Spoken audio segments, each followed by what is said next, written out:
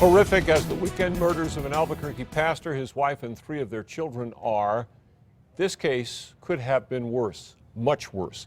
Many more people at an Albuquerque Walmart don't realize how close they came to being gunned down by the young accused killer. News 13 has learned the teenage boy suspected of massacring his family also came very close to shooting up a South Valley Walmart and maybe an Albuquerque megachurch. News 13's Kayla Ayers is in the Newsplex with more. Kayla? Dick, we're learning a lot today from this statement of probable cause. It outlines how Nehemiah Griego eventually confessed to killing his family and talked about how he didn't want it to stop there.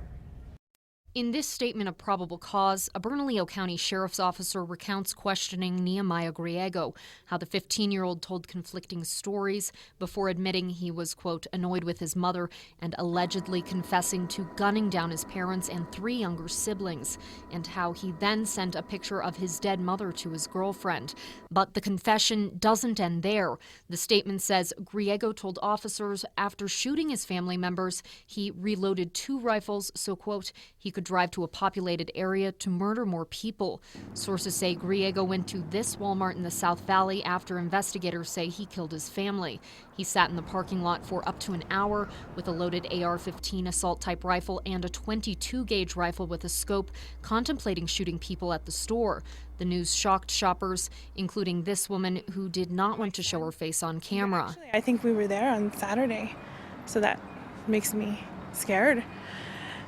Things been happening all over, the world, but to have it less than a mile from your home makes you more scared. Griego also told investigators, quote, he wanted to shoot people at random and eventually be killed while exchanging gunfire with law enforcement. Sources say he contemplated doing the same thing at Calvary of Albuquerque in the North Valley.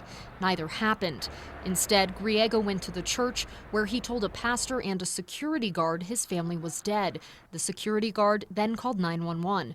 A neighbor of the Griegos, who also did not want to show his face on camera, says he's relieved the carnage stopped on Long Lane. It's just really sad. I mean, I'm glad it didn't go any further than it did, and it's sad that it ended up the way it did. And I'm sure all the neighbors feel the same way.